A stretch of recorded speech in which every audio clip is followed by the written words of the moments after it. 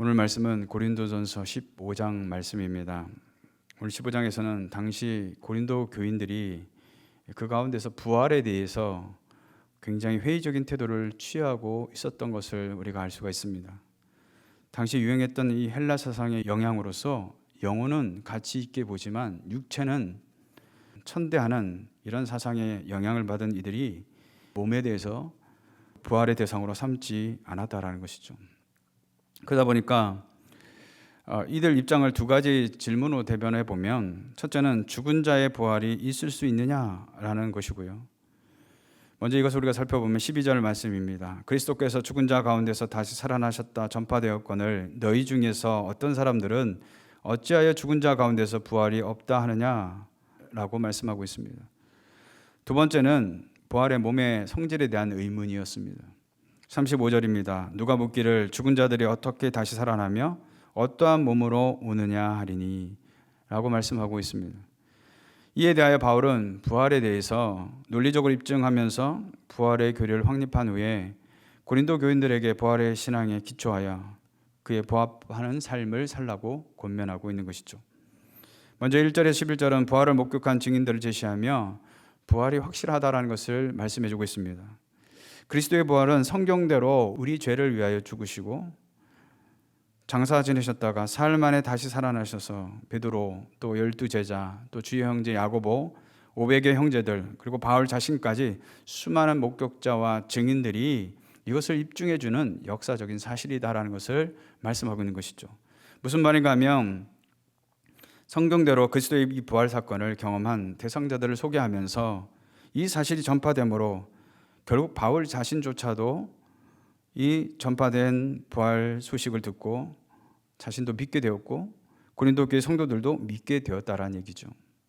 이러한 부활의 은혜에 대하여 바울은 뭐라고 말하고 있습니까? 10절 말씀에 내가 나에 된 것은 하나님의 은혜라 라고 말씀하고 있습니다. 사랑하는 성도 여러분, 오늘 우리에게 무엇이 은혜이게 있습니까? 죄로 인하여 멸망받을 수밖에 없었던 죄인이 그리스도께서 친히 죄를 짊어지시고 십자가에 죽으시고 흘리신 그 보혈로 인해서 우리가 죄의 용서함을 받았을 뿐만 아니라 3일 만에 부활하심으로써 잠자는 자들의 첫 열매, 소망이 되게 하셨다는 사실이죠. 그러므로 우리가 이러한 복음을 듣고 앉아있는 우리 자체가, 이 자리에 앉아있는 저와 여러분이 은혜라는 사실입니다. 물론 이 복음을 들었다고 모두가 믿는 것이 아니기에 복음을 듣고 믿는 저와 여러분에게는 큰 은혜요 복이 되는 줄로 믿습니다.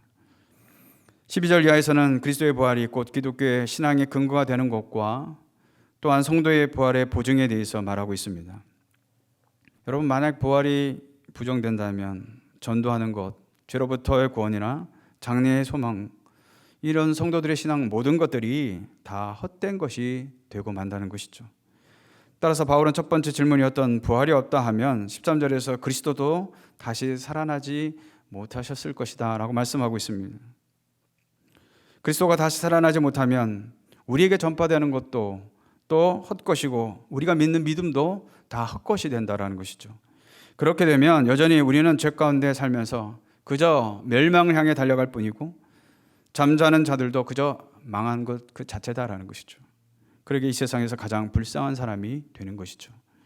그러나 그리스도께서 다시 살아나셔서 잠자는 자들의 첫 열매가 되셨고 아담으로 인해 죄가 세상에 들어왔다면, 그래서 사망이 이르렀다면 그리스도로 말미암아 이제 새 생명을 얻게 하신 줄로 믿습니다. 만약 부활이 없다면 세례를 베푸는 자들도 또 받는 자도 무슨 의미가 있느냐는 것이죠.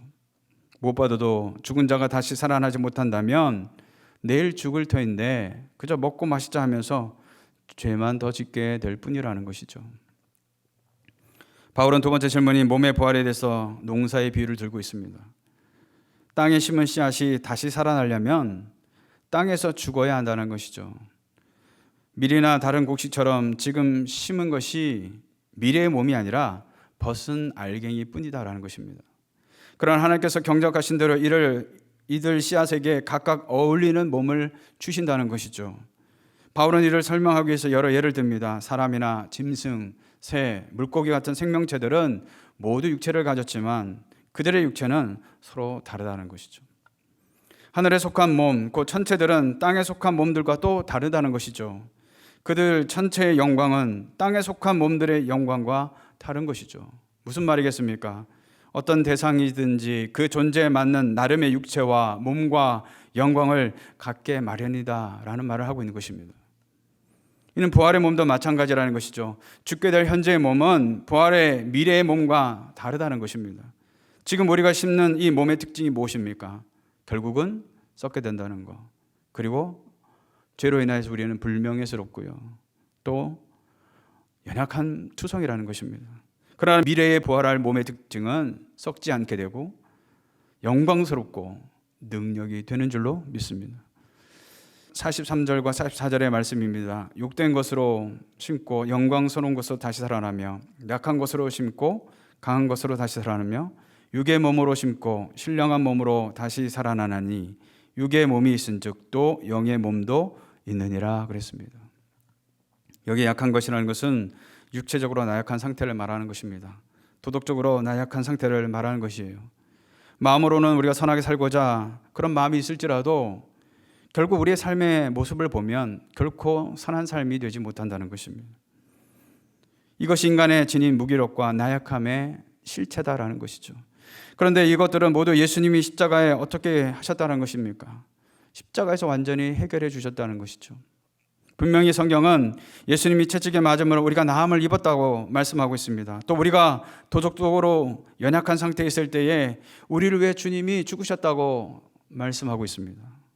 그렇다면 당연히 고침받아야 하고 육적으로도 완전히 건강해야 하며 도덕적으로도 우리가 선을 행할 수 있어야 합니다. 그런데 오늘 우리의 모습은 어떻습니까?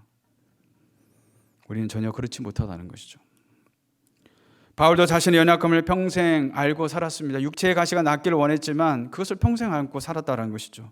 예수 믿고 선한 마음으로 행하며 살아가고 있는가? 가만히 돌아보면 실제로는 전혀 그렇지 못하다는 것이죠. 이 말은 우리의 몸이 건강하게 되는 것이나 선한 마음으로 행하는 삶이 완벽하게 되는 것은요, 오직 부활 후임을 말씀해주고 있는 것이죠. 주님 다시 오는 그날 죽은 자들이 다시 일어나서 변화되게 된다는 사실을 말씀해주고 있는 것입니다. 그래서 52절 53절에 보면 나팔소리가 나매 죽은 자들이 썩지 않을 것으로 다시 살아나고 우리도 변화되리라. 이 썩을 것이 반드시 썩지 않을 것을 입겠고 이 죽을 것이 죽지 않을 입으리로다. 무엇을 말씀하고 있습니까?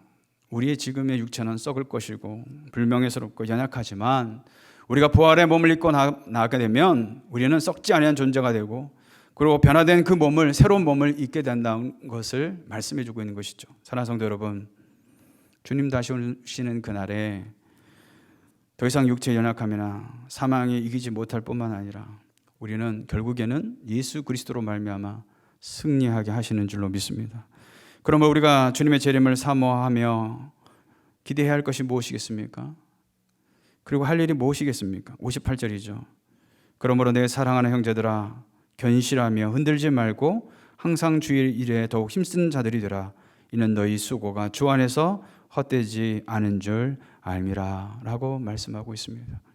사랑하는 성도 여러분, 오늘도 우리가 다시 오실 주님을 예비하며 우리가 이제 장차 주님 다시 오시는 그날에 있게 될 부활의 그 영광스러운 때를 기대하면서 오늘도 우리에게 맡겨주는 귀한 일들을 힘있게 능기 있게 감당하는 동산의 모든 성도들 되시기를 주님의 이름으로 축원을 드리겠습니다.